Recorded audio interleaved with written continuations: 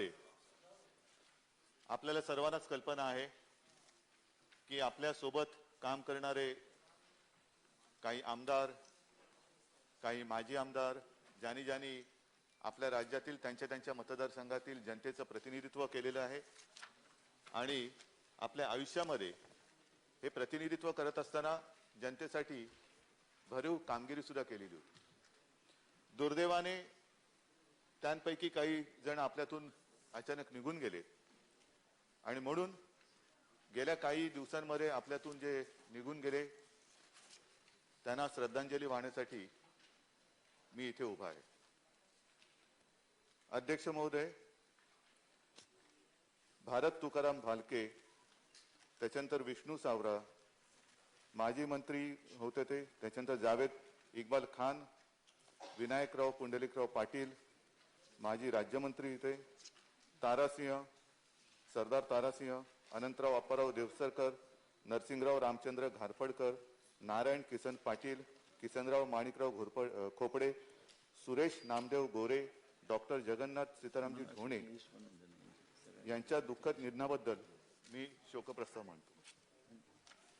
अध्यक्ष महोदय, अजूनही मला किंबहुना माझा विश्वास बसत नाही भारत नाना आपल्यामध्ये नाही. याचं कारण मला तोही दिवस आठवतोय. 2004 तो काळ होता आणि भारत नाना हे आमच्या पक्षाच्या वतीने निवडणूक लढवत होते. त्यांच्या पक्षप्रवेशासाठी मी स्वतः पंढरपूरला गेलो होतो आणि ती झालेली प्रचंड सभा आजही माझ्या डोळ्यासमोर आहे. प्रचंड उत्साह होता जनतेमध्ये आणि जणू काही आपला एक माणूस, आपल्या कुटुंबातला माणूस आता आपलं प्रतिनिधित्व करतो आहे, करणार आहे, असं वातावरण त्यावेळेला होतं. त्या निवडणुकीत भारत नानांचा दुर्दैवाने पराभव झाला, पण मुळामध्ये पैलवान असणारा हा माणूस एखाद्या पराभवाने हार मानेल तो कसला. त्याने त्यांचं काम चालू ठेवलं, स्वतःची एक ओळख निर्माण केली आणि ही ओळख निर्माण केल्यानंतर सतत जनतेचे प्रश्न मांडत राहणं, जिद्दीने चिकाटीने ते धसास लावणं, स्वतःची एक ओळख करून दिली. समोर बघितल्यानंतर हा माणूस अजूनही मला करारी, कारण पैलवान होतेच, धिप्पाड आणि असं कठोर वाटायचा. पण बोलायला लागल्यानंतर त्यांच्यातली जी एक संवेदनशीलता होती, जनतेप्रती त्यांची जी एक भावना होती, ती प्रामुख्याने दिसून यायची. लढत राहिल्यानंतर आत्ताचं जे एक वातावरण आहे कोरोनाचं, जगभर या कोरोनाच्या संकटाने सर्वांनाच ग्रासलेलं आहे. दरम्यानच्या काळामध्ये भारत नानांना कोरोना झाला, पण त्याच्यावरही त्यांनी मात केली. मुळामध्ये लढवय्या माणूस कोरोनावरती मात केली. पण काही लढाया अशा असतात की शत्रू कसा घात करेल आणि कसा तो विजय मिळवेल सांगता येत नाही. कोरोनातून बाहेर पडल्यानंतर इतर ज्या काही त्यांच्या सहव्याधी होत्या आणि इतर काही जे दुष्परिणाम व्हायचे होते, त्याच्यामुळे कुटुंबियांची काळजी, किंबहुना कुटुंबीय आणि इतर सर्वजण त्यांना सांगत होते की नाना थोडी काळजी घ्या, थोडं थांबा. पण त्याकडे दुर्लक्ष करून नाना लढत राहिले आणि लढता लढता आपल्यातून निघून गेले. ही अशी माणसं ज्या वेळेला सोबत काम करत असतात त्यावेळेला साहजिकच आहे आपल्याला सुद्धा एक हुरूप येत असतो, एक सच्चा सहकारी आपल्या सोबत काम करतोय, चांगलं काम होतंय, ह्याचं सुद्धा एक समाधान असतं. पण दुर्दैवाने भारत नाना अनपेक्षितरित्या आपल्यातून निघून गेले. एक गावरान वक्तृत्व होतं आणि त्या गावरान वक्तृत्वाच्या जोरावरती त्यांनी स्वतःचा एक असा खास होते समर्थक वर्ग, समर्थक म्हणजे त्यांच्या कार्याचा समर्थक वर्ग हा निर्माण केला होता. सलग 18 वर्ष त्यांनी विठ्ठल सहकारी कारखाना, साखर कारखान्याची त्यांनी धुरा वाहिली होती आणि मी स्वतः अनुभवलेलं आहे. ज्या दिवसापासून मी मुख्यमंत्री पदाची धुरा स्वीकारली, दादा आपल्याला सुद्धा कल्पना आहे की एखादी गोष्ट त्यांनी मनात घेतल्यानंतर ती पूर्ण होईपर्यंत त्यांनी ती सोडली नाही. असे हे भारत नाना आपल्यातून अचानक निघून गेले. त्याच्यानंतर आपल्या महाराष्ट्र राज्याचे माजी मंत्री विष्णू सावरा सुद्धा, ज्याप्रमाणे मी म्हटलं की भालके नाना हे सुरुवातीला शिवसेनेत होते, नंतर आता पुन्हा आमच्या सोबत आले होते, तसंच सावराजी सुद्धा जेव्हा आमची भारतीय जनता पक्षासोबत युती होती तेव्हा सलग त्यावेळेला 20 ते 25 वर्ष एक सहकारी म्हणून त्यांनी काम केलं. साधा माणूस आणि माणसाचं आयुष्य कसं बदलतं, कोणत्या दिशेने आपण जायचं, साधारणतः कोणीही चांगल्या पगाराची नोकरी सोडून अनिश्चित असलेल्या या राजकारणामध्ये उडी मारण्याचं धाडस करत नाही. ते सावराजींनी केलं होतं. बरं, केलं ते कोणत्या विभागामध्ये केलं? शहरी विभागात नाही, तर आदिवासी विभागामध्ये. आणि अत्यंत मितभाषी, सौम्य, जिद्दी, चिकाटी ही तर होतीच, पण आदिवासी विभाग म्हटल्यानंतर वाडा तालुक्यात त्यांचा जन्म झाला होता, गालतरे येथे. आणि बँक ऑफ इंडियामध्ये नोकरी होती, ती त्यांनी सोडली. नंतर अरविंद आश्रमशाळा, माधवराव काणे आश्रमशाळा, छत्रपती शिक्षण मंडळ, कल्याण प्रगती प्रतिष्ठान अशा विविध ठिकाणी त्यांच्या सामाजिक कार्यात त्यांनी सक्रिय भाग घेतला. आदिवासी विकासात मोलाचं योगदान दिलेल्या सावरा यांचं व्यक्तिमत्व मी मगाशी म्हटल्याप्रमाणे मितभाषी, संयमी आणि कर्तव्य दक्ष होते. असा हा माणूस ज्या वेळेला पालघर जिल्हा नव्याने निर्माण झाला तेव्हा त्या पालघर जिल्ह्याचा प्रथम पालकमंत्री होण्याचा मान सुद्धा त्यांना मिळाला. आणि कधीही कर्तव्याला न चुकणारा असा हा एक चांगला लोकप्रतिनिधी आपण गमावलेला आहे.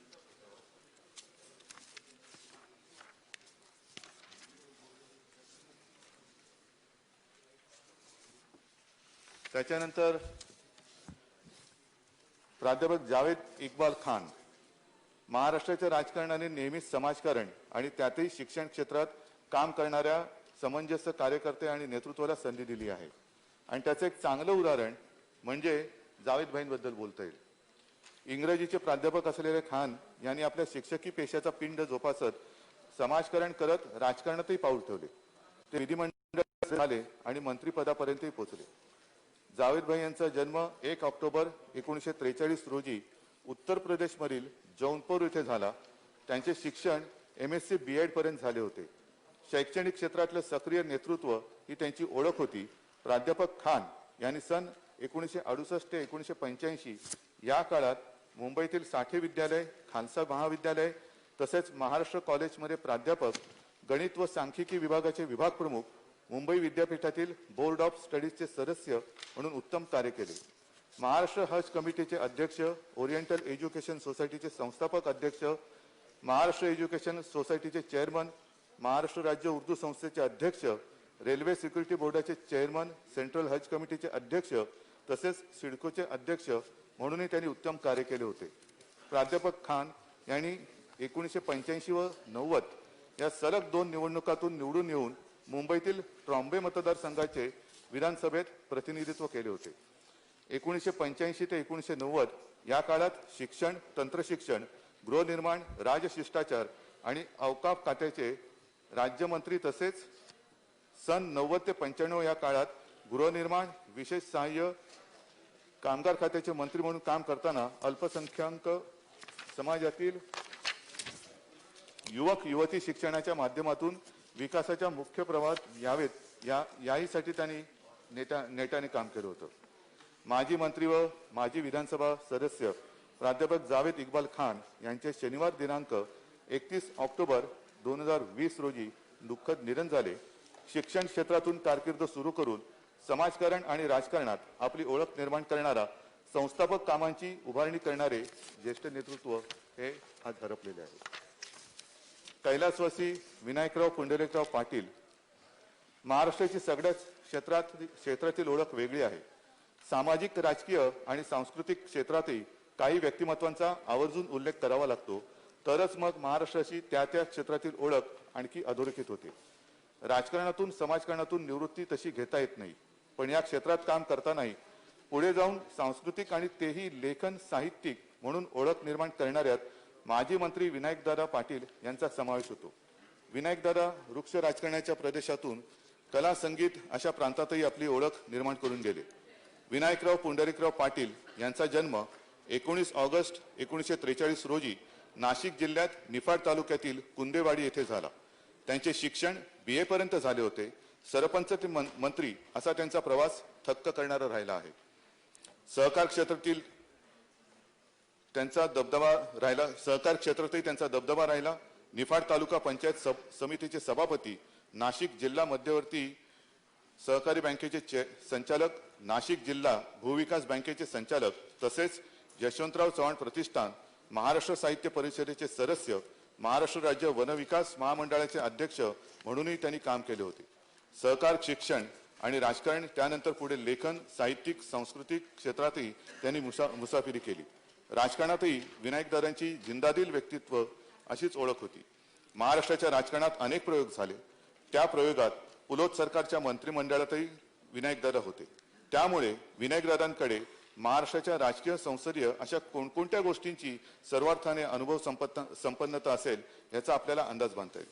विनायकदादा पाटील 1978 मध्ये नाशिक जिल्ह्यातील निफाड मतदारसंघातून विधानसभेवर, तर 1982 मध्ये विधानसभा सदस्यांद्वारा महाराष्ट्र विधान परिषदेतही निवडून आले होते. सन 78 ते 80 या काळात उद्योग, सांस्कृतिक कार्य, युवा व क्रीडा राज्यमंत्री म्हणूनही त्यांनी उत्तम कार्य केले होते. त्यांच्या गेले लिहायचे राहून या लेखमालेला मोठी पसंती मिळाली. त्याचे पुस्तकही प्रकाशित झाले. त्यालाही उत्कृष्ट ग्रंथनिर्मितीचा पुरस्कारही मिळाला आहे. शेती व शेतकरी याबरोबरच उद्योग, सहकार, बँकिंग, कला, संगीत, नृत्य, पर्यावरण, फुले, फळे, अध्यात्म अशा कोणत्याही विषयात ते ओघवते बोलू शकत होते असे त्यांचे वक्तृत्व होते. कविश्रेष्ठ कुसुमाग्रज यांनी कृषी क्षेत्रातील त्यांची रुची बघून त्यांना वनाधिपती ही उपाधी दिली होती. यशोधन, निलगिरीची शेती, 41 वृक्ष, oil bloom to oil bloom, jatropha इत्यादी पुस्तकाचे त्यांनी लेखन केले होते. वनशेती हा त्यांचा आवडीचा आणि अभ्यासाचा विषय होता. ज्या वनस्पतीच्या तेलापासून डिझेल या इंधनाची निर्मिती होऊ शकते, त्या जेट्रोफा वनस्पतीची मोठ्या प्रमाणावर तंत्रशुद्ध शेती करून त्यांनी प्रायोगिक तत्वावर केलेल्या डिझेल निर्मितीने सर्वांचे लक्ष वेधून घेतले होते. वनशेतीतील योगदानाबद्दल त्यांना महाराष्ट्र शासनाचा कृषीभूषण, वनश्री पुरस्कार तसेच भारत सरकारचा प्रियदर्शनी इंदिरा पुरस्कार मिळाला होता. कृषी, वन, सहकार क्षेत्रात आपल्या कार्याचा अमिट ठसा उमटवणारे, शेती शेतकऱ्यांसाठी निरपेक्षपणे काम करणारे ज्येष्ठ प्रयोगशील नेतृत्व राज्याने गमावले आहे. साहित्याची उत्तम जाण असलेले हे नेतृत्व होतं. ज्येष्ठ नेते माजी मंत्री विनायकराव पुंडलिकराव पाटील यांचे शुक्रवार दिनांक 23 ऑक्टोबर 2020 रोजी दुःखद निधन झाले. राजकारणानंतर लेखन प्रपंचात रमलेले असे विरळ उदाहरण म्हणून विनायकदादांकडे पाहावे लागेल असे हे बहुआयामी नेतृत्व आपल्यातून निघून गेले आहे. त्याच्यानंतर सरदार तारासिंहजींबद्दल काय बोलायचं, कारण ते मुलुंड इथून विधानसभेत त्या मतदारसंघाचं लोकप्रतिनिधित्व करत होते आणि ही सर्व मंडळी या राजकीय प्रवासामध्ये काही काळ ही सोबत सहप्रवासी होतेच. पण तारासिंहजींचं एक वेगळेपण मी आपल्याला सांगेन. ठीक आहे, राजकारणामध्ये कधी ऋणानुबंध किंवा तुटतात, आघाडी ही आता नव्याने सुरू झालेली ती बरेच काळ चालणार आहेच. परंतु जेव्हा आमच्या दोन पक्षाची, शिवसेना आणि भारतीय जनता पक्षाची युती तुटली, त्यानंतरही जी मोजकी लोक आजही घरी येतात, मातोश्रीत येतात, त्यांच्यापैकी मी आवर्जून सरदार तारासिंहजींचा उल्लेख करेन. युती दुर्दैवाने तुटल्यानंतर सुद्धा ते कधीतरी घरी यायचेच, कधी फोन करायचे. विशेषतः निवडणुकीच्या वेळेला मला आठवतंय ते घरी येऊन गेले आणि मला म्हणाले, उद्धवजी ये तो चलता है राजनीति अपनी जगह लेकिन अपना रिश्ता कायम रहेगा. आणि अत्यंत नम्रतेने मातोश्रीत येऊन त्यांनी शिवसेना प्रमुखांच्या फोटोला वंदन करून त्यांची पुढील कारकीर्द सुरू केली होती. आणि म्हणून मी जे म्हणालो की महाराष्ट्राच्या संसदीय वाटचालीत काही व्यक्तिमत्वांची अशी एक वेगळी ओळख निर्माण झालेली आहे.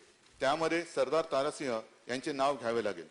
विधिमंडळाच्या परिसरातील दृश्य पाहताना त्यामध्ये आपल्या विशिष्ट ठेवणीतील पेहराव, त्यांची ती मिशी आणि फेटा, मिशीचा पीळ कधी त्यांनी जाऊ दिला नाही. म्हणजे शेवटी मला जेव्हा भेटले थकले होते, थकवा त्यांच्या चेहऱ्यावर दिसत होता, पण मिशी मात्र तशीच होती. असं एक त्यांचं वेगळं व्यक्तिमत्व होतं. त्यांचा जन्म 10 ऑगस्ट 1937 रोजी पंजाबमधील हजरा जिल्ह्यातील हरिपूर येथे झाला. त्यांचे शिक्षण मॅट्रिक पर्यंत झाले होते. लोकप्रिय आणि कार्यसम्राट आमदार म्हणून त्यांची मतदारसंघात ओळख होती. जनसंघातून राजकीय कारकिर्दीला सुरुवात करणाऱ्या तारासिंह यांनी विविध पदे भूषवली होती. मुंबई महापालिकेचे नगरसेवक म्हणून राजकीय प्रवास सुरू करणाऱ्या तारासिंह यांनी मुलुंड विधानसभेचं दीर्घकाळ प्रतिनिधित्व केलं. जनसामान्यांचा नेता, एक सच्चा समाजसेवक म्हणून या नेत्यावर लोकांनी भरभरून प्रेम केलं. आपल्या प्रदीर्घ राजकीय कारकिर्दीत की प्रामाणिक आणि निष्कलंक व्यक्तिमत्व म्हणून लौकिक निर्माण करण्यात ते यशस्वी झाले. त्यांच्या जाण्याने एक प्रामाणिक जनसेवक आपण सर्वांनी गमावला आहे. सरदार तारासिंह यांनी भांडूप येथील SPS विद्यालयाचे अध्यक्ष, सरदार प्रतापसिंह एज्युकेशन संस्थेचे संस्थापक, GTP नगर पंचायती गुरुद्वाराचे अध्यक्ष, पडगा येथील साईबाबा मंदिर ट्रस्टचे विश्वस्त, सरदार तारासिंह मानव सेवा ट्रस्टचे अध्यक्ष म्हणूनही काम केले. नांदेडच्या सचखंड गुरुद्वारे प्रबंधक समितीचेही ते अध्यक्ष होते. सन 1984 ते 99 या काळात त्यांनी मुंबई महानगरपालिकेत नगरसेवक, स्थायी समिती व आरोग्य समितीचे सभापती म्हणून काम केले होते. त्यांना राज्यपालांद्वारे आदर्श नगरसेवक म्हणून पुरस्कारही मिळाला होता. मुंबई शहरातील अनेक शैक्षणिक व सामाजिक संस्थांशी त्यांचा निकटचा संबंध होता. सरदार तारासिंह हे सन 99, 2004, 2009, 2014 असे 4 वेळा मुंबईतील मुलुंड मतदारसंघातून महाराष्ट्र विधानसभेसाठी निवडून आले होते. माजी विधानसभा सदस्य तारासिंह नंदराजोग सरदार यांचे शनिवार दिनांक 19 सप्टेंबर 2020 रोजी दुःखद निधन झाले. चुकीच्या प्रथांवर परखड भाष्य करणारा आणि कायम जनतेत राहणारा एक लाडका नेता आज आपल्यातून निघून गेला आहे. कैलासवासी अनंतराव अप्पाराव देवसरकर यांची ओळख दिलेला शब्द पाळणारा नेता अशी होती. त्यामध्ये माजी विधानसभा सदस्य अनंतराव, जे आपण म्हणतो की दिलेला शब्द पाळणारे नेते, त्याच्यात यांचा आवर्जून उल्लेख करणार लागेल.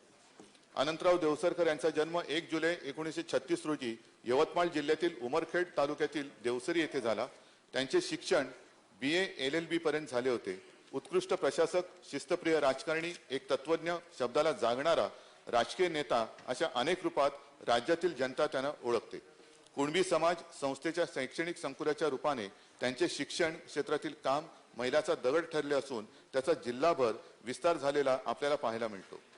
कैलासवासी देवसरकर यांनी यवतमाळ जिल्हा मध्यवर्ती सहकारी बँक, यवतमाळ जिल्हा सहकारी सूत व कापड गिरणी तसेच वसंत सहकारी साखर कारखान्याचे अध्यक्ष म्हणून उत्तम कार्य केले होते. महाराष्ट्र राज्य सहकारी बँकेचे संचालक म्हणूनही त्यांनी कार्य केले होते. काही काळ ते पुसद बार असोसिएशनचे अध्यक्ष होते. यवतमाळ जिल्ह्यातील अनेक सामाजिक, सहकारी आणि शैक्षणिक संस्थांशी त्यांचा निकटचा संबंध होता. उमरखेड तालुक्याच्या सर्वांगीण विकासासाठी त्यांनी विशेष योगदान दिले होते. कैलासवासी देवसरकर सन 78 ते 99 मध्ये यवतमाळ जिल्ह्यातील उमरखेड मतदारसंघातून विधानसभेत निवडून आले होते. माजी विधानसभा सदस्य अनंतराव अप्पाराव देवसरकर यांचे गुरुवार दिनांक 26 नोव्हेंबर 2020 रोजी दुःखद निधन झाले. जनसामान्यांचा हा नेता आज आपल्यातून निघून गेला आहे. कैलासवासी नारायण किसन पाटील, माजी विधानसभा सदस्य कैलासवासी नारायण किसनराव पाटील हे जळगाव जिल्ह्यातील जुन्या पिढीतील ज्येष्ठ राजकीय नेतृत्व होतं. कैलासवासी पाटील यांचा जन्म 3 मे 1930 रोजी जळगाव जिल्ह्यातील जामनेर तालुक्यात कासरी येथे झाला. त्यांचे शिक्षण 7वी पर्यंत झाले होते. कैलासवासी पाटील यांनी जामनेर तालुका पंचायत समितीचे सदस्य, जामनेर तालुका देखरेख समितीचे सदस्य, जळगाव जिल्हा परिषदेचे सदस्य, जामनेर तालुका सुपरवायझिंग सहकारी संस्थेचे अध्यक्ष तसेच भुसावळ सहकारी सूत कारखान्याचे उपाध्यक्ष म्हणूनही उत्तम कार्य केले होते. जामनेर तालुक्यातील अनेक शैक्षणिक व सामाजिक संस्थांशी त्यांचा निकटचा संबंध होता. कैलासवासी पाटील सन 72 मध्ये जळगाव जिल्ह्यातील जामनेर मतदारसंघातून विधानसभेसाठी निवडून आले होते. माजी विधानसभा सदस्य नारायण किसन पाटील यांचे सोमवार दिनांक 21 सप्टेंबर 2020 रोजी दुःखद निधन झाले। तळागाळातील लोकांच्या प्रश्नांची जाण, सहकार्याचे उत्तम आणि सखोल ज्ञान असलेल्या श्री पाटील यांच्या निधनाने जामनेर तालुक्याचे खंबीरपणे नेतृत्व करणारा नेता काळाच्या पडद्याआड गेला आहे। कैलासवासी नरसिंगराव रामचंद्र घारफळकर शेतकरी शेतमजुरांच्या प्रश्नात लढणारे नेतृत्व म्हणून नरसिंगराव रामचंद्र घारफळकर यांची ओळख होती। यवतमाळ जिल्ह्यातील ज्येष्ठ आणि अभ्यासू नेते म्हणून कैलासवासी घारफळकर यांच्याकडे बघितले जात असे। कैलासवासी घारफळकर यांचा जन्म 23 डिसेंबर 1933 रोजी यवतमाळ जिल्ह्यात बाभुळगाव तालुक्यातील घारफळ येथे झाला। त्यांचे शिक्षण BA पर्यंत झाले होते। कैलासवासी घारफळकर यांनी यवतमाळ जिल्हा फॉरवर्ड ब्लॉक पक्षाचे अध्यक्ष तसेच यवतमाळ जिल्हा परिषदेचे सदस्य म्हणूनही उत्तम कार्य केले होते। त्यांनी बहिराम येथील कापूस सत्याग्रहाचे नेतृत्व केले होते। बिहारमधील भीषण दुष्काळी परिस्थितीत मदत फेरी काढून त्यांनी भरीव मदत केली होती। यवतमाळ येथील शेतकरी आंदोलनात त्यांनी सक्रिय सहभाग घेतला होता। शेतकरी शेतमजुरांच्या सर्वांगीण विकासासाठी त्यांनी विशेष योगदान दिले होते। यवतमाळ जिल्ह्यातील अनेक शैक्षणिक व सामाजिक संस्थांशी त्यांचा निकटचा संबंध होता। कैलासवासी घारफळकर सन 72 मध्ये यवतमाळ विधानसभा मतदारसंघातून विधानसभेसाठी निवडून आले होते। माजी विधानसभा सदस्य नरसिंगराव रामचंद्र घारफळकर यांचे दिनांक 20 ऑक्टोबर 2020 रोजी दुःखद निधन झाले। कष्टकरी आणि शेतकऱ्यांप्रती कळवळा असलेले हे जुने मार्गदर्शक नेतृत्व आपल्यातून काळाने हिरावून नेले आहे। किसनराव माणिकराव खोपडे महाराष्ट्राला जुन्या जाणत्या नेतृत्वाची पक्षीय निष्ठावंतांची एक परंपरा आहे। या परंपरेत धुळ्याचे माजी विधानसभा सदस्य किसनराव माणिकराव खोपडे यांचा समावेश करावा लागेल। नगरसेवक ते विधानसभा सदस्य आणि विविध क्षेत्रात काम करताना कैलासवासी खोपडे यांचा धुळे जिल्ह्यात आजही आवर्जून उल्लेख केला जातो। कैलासवासी खोपडे यांचा जन्म 30 ऑगस्ट 1936 रोजी धुळे येथे झाला। धुळे शहरातील अनेक शैक्षणिक व सामाजिक संस्थांशी त्यांचा निकटचा संबंध होता। श्री शिवाजी युवक क्रीडा मंडळाचे अध्यक्ष, रिमांड होमचे संचालक, रेड क्रॉस संस्थेचे कार्यकारी सदस्य, ज्ञानदा पुस्तक पेढीचे अध्यक्ष, भारत सोव्हिएत सांस्कृतिक संघाचे प्रमुख संघटक तसेच धुळे नगर परिषदेचे नगरसेवक म्हणून त्यांनी खूप उत्तम प्रकारे काम केले। धुळे शहराच्या सर्वांगीण विकासासाठी त्यांनी विशेष योगदान दिले होते। सन 1978 मध्ये धुळे मतदारसंघातून विधानसभेत ते निवडून आले होते। माजी विधानसभा सदस्य किसनराव माणिकराव खोपडे यांचे बुधवार दिनांक 9 डिसेंबर 2020 रोजी मुंबई येथे निधन झाले। धुळे जिल्हा आणि धुळे शहराच्या विकासाच्या वाटचालीत विधानसभा सदस्य म्हणून त्यांनी केलेले काम निश्चितच स्मरणात राहील। कैलासवासी सुरेश नामदेव गोरे विधिमंडळात स्थानिक स्वराज्य संस्थातील आपल्या अनुभवाच्या जोरावर विशेषतः ग्रामीण भागात बरोबरच शहरी निमशहरी अशा सर्वच संमिश्र गोष्टींची भान बाळगून नेतृत्व तयार होण्याची प्रक्रिया अलीकडे सुरू झाल्याची दिसते आणि त्यातूनच पुढे आलेले नेतृत्व म्हणजे कैलासवासी सुरेश नामदेवराव गोरे। सुरेश गोरे यांच्याबद्दल ज्या वेळेला माझी त्यांची प्रथम भेट झाली आणि निवडणुकीला उभं राहण्यासाठी त्यांना शिवसेनेच्या वतीने मी संधी दिली तेव्हा खरंच अत्यंत एक साधा, नम्र, मितभाषी, जास्त न बोलणारा, त्यांच्याबद्दल विचारल्यानंतर त्यांनी एकच फक्त ओळीत मला सांगितलं, साहेब विजयी होऊनच येईन। साधारणतः लोकप्रतिनिधी किंबहुना राजकारणी म्हटल्यानंतर एक अति आत्मविश्वास असतो, तो त्यांच्यामध्ये त्यांच्या चेहऱ्यावरती तो न दाखवता त्यांनी कार्यातून दाखवला। आणि मला खरंच कौतुक आहे की गेल्या वेळेला दुर्दैवाने जरी त्यांचा पराभव झाला तरी त्या आधीच्या निवडणुकीत ती निवडणूक ही फार बिकट होती, पण त्याही परिस्थितीत त्यांनी जो विजय मिळवला त्यावरून त्यांचं कार्य ही किती तळागाळापर्यंत पोहोचलेलं होतं याची ओळख देणार ते होतं। सुरेश रावांचा जन्म 27 डिसेंबर 1963 रोजी पुणे जिल्ह्यातील खेड तालुक्यातील चाकण येथे झाला। त्यांचे शिक्षण BCom in taxation law, diploma in business management असे झाले होते। गोरे यांनी खेड तालुका शिक्षण प्रसारक मंडळाचे अध्यक्ष, विद्यार्थी कार्यकारी सेवा सहकारी सोसायटीचे चेअरमन, चाकण बिगर शेती सहकारी पतसंस्थेचे संचालक, महाराणा प्रताप क्रीडा मंडळाचे अध्यक्ष, मानव कल्याण विकास ट्रस्टचे विश्वस्त स्वर्गीय गुलाबराव गोरे प्रतिष्ठानचे संस्थापक अध्यक्ष अशी आपली चौफेर कार्यकक्षा ठेवली होती. पुणे जिल्हा परिषदेत 2002 मध्ये सदस्य म्हणून त्यांची निवड झाली. 2005 मध्ये पुणे जिल्हा परिषदेचे उपाध्यक्ष आणि त्यानंतर जिल्हा परिषदेच्या अर्थ आणि शिक्षण समितीचे सभापती म्हणून त्यांनी उल्लेखनीय कार्य केले आहे. सरळ आणि मितभाषी स्वभावामुळे ते लोकांमध्ये प्रिय होते. खेड तालुका शिक्षक प्रसारक मंडळाच्या माध्यमातून शिक्षण क्षेत्रात त्यांनी उल्लेखनीय काम केले होते. विविध सहकारी आणि सामाजिक संस्थांच्या माध्यमातून अनेकविध उपक्रमांचे आयोजन करण्यातही त्यांचा पुढाकार असायचा. कैलासवासी गोरे पुणे जिल्ह्यातील खेड आळंदी मतदारसंघातून 2014 मध्ये विधानसभेवर निवडून आले होते. ग्रामीण आणि शहरी प्रश्नांची उत्तम जाण असलेले नेतृत्व आज आपल्यात नाही याचे दुःख वाटते. शांत, संयमी आणि मितभाषी असलेला हा नेता विरोधकांवरती संयमाने टीका करत असे, पण असे करताना समाजाचे प्रश्न धसास लावण्याची त्यांची शैली ही विलक्षण होती. विशेष म्हणजे पराभव झाल्यानंतर सुद्धा त्यांनी त्यांच्या कार्यात कधी खंड पडू दिला नव्हता. जेव्हा केव्हा भेटायचे तेव्हाही, आणि नाहीतर सतत व्हॉट्सअप असेल किंवा इतर पत्र असतील या माध्यमातून मतदारसंघातील जे प्रश्न जनतेच्या हिताचे आहेत ते सोडवणुकीसाठी ते नेहमीच अग्रेसर होते. ते गेल्यानंतर एक गोष्ट मला प्रकर्षाने जाणवते की त्यांच्याकडनं जनतेच्या कार्यासाठी, प्रश्नांसाठी जे काही मेसेज यायचे त्याच्यामध्ये आता खंड पडलेला आहे.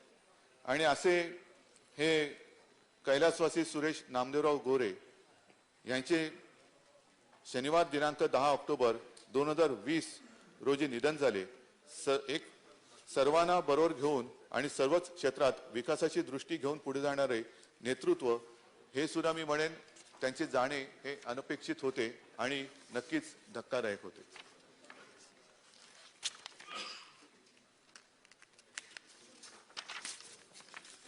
कैलासवासी डॉक्टर जगन्नाथ सीतारामजी ढोणे आपल्या विधिमंडळाची म्हणजे पर्याय पुणे जिल्ह्यातील महाराष्ट्राच्या संसदीय परंपरेची श्रीमंती ही आहे की आपल्या या सभागृहात उच्च विद्या विभूषितांनीही लोकशाही प्रणालीतील निवडणुकांच्या मार्गाने स्थान मिळवले आणि त्या अर्थाने आपली परंपरा समृद्धही केली.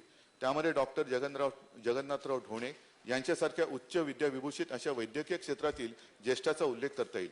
डॉक्टर ढोणे यांचा जन्म 20 ऑक्टोबर 1954 रोजी अकोला जिल्ह्यात पातूर तालुक्यातील आलेगाव येथे झाला. त्यांच्याकडे MS म्हणजेच ते वैद्यकीय क्षेत्रातील निष्णात असे शल्य विशारद होते. कैलासवासी डॉक्टर ढोणे यांनी पातूर तालुका शेळी मेंढी पालन सहकारी संस्थेचे संस्थापक, अकॅडमी ऑफ मेडिकल सायन्सेसचे अध्यक्ष, प्रियदर्शिनी ग्रामीण व आदिवासी उत्कर्ष फाउंडेशनचे संस्थापक अध्यक्ष तसेच इंडियन मेडिकल असोसिएशनचे सदस्य म्हणूनही उत्तम कार्य केले होते. त्यांच्या निधनाने विदर्भाच्या विकासासाठी सतत संघर्ष करणारे अभ्यासू नेतृत्व राज्याने गमावले आहे. आपल्या वैद्यकीय सेवेने सामाजिक क्षेत्रात अमूल्य योगदान देणाऱ्या डॉक्टर ढोणे यांच्या निधनाने 18 पगड जाती आणि 12 बलुतेदारांच्या प्रश्नांची जाण असलेला, त्यांच्या विकासासाठी तळमळीने काम करणारा नेता आपल्यातून निघून गेला आहे. कैलासवासी डॉक्टर ढोणे 1990 मध्ये अकोला जिल्ह्यातील अकोट मतदारसंघातून महाराष्ट्र विधानसभेवरती ते निवडून आले होते. माजी विधानसभा सदस्य डॉक्टर ढोणे यांचे दिनांक 27 ऑक्टोबर 2020 रोजी दुःखद निधन झाले आणि त्यांनी अनेक सामाजिक प्रश्नांना वाचा फोडत तळागाळातील लोकांना न्याय मिळवून देण्याचे काम केले. अध्यक्ष महोदय, या शोक प्रस्तावाच्या निमित्ताने मला एक गोष्ट प्रकर्षाने जाणवली, ती म्हणजे आपल्यातील जुनी जाणती आणि अनुभव संपन्न माणसं आपण हरवून बसत आहोत. किती ज्येष्ठ आणि अनुभवी नेते आपल्याला सोडून गेले आहेत. यात काही जणांना कोरोनाने आपल्यापासून दूर नेले आहे. राजकारणातील कित्येक पिढ्या आणि सामाजिक स्थित्यंतर पाहिलेली माणसं आहेत. समाजाच्या शेवटच्या माणसांचे प्रश्न माहीत असलेली, त्यासाठी तळमळीने काम करणारी पिढी होती. या सर्वांनी आपल्या कामातून समाजसेवेची वाट अशी प्रकाशमान करून ठेवली आहे की कित्येक नवीन पिढ्या या प्रकाश वाटेवरून पुढे जाऊन जनसेवा करू शकतील, त्यांच्या कार्यातून प्रेरणा घेऊ शकतील. या सर्वांचे जनसेवेचे काम अमर आहे. राज्य विकासाची निष्ठा प्रेरणादायी आहे. अशा या सर्व थोर समाजसेवकांना मी वैयक्तिकरित्या तसेच सभागृहाच्या वतीने भावपूर्ण श्रद्धांजली अर्पण करतो. अध्यक्ष महोदय, माननीय मुख्यमंत्री महोदयांनी जो शोक प्रस्ताव ठेवला आहे त्याला समर्थन द्यायला आणि त्याच्यावर बोलायला मी या ठिकाणी उभा आहे. आपल्या सगळ्यांकरताच ही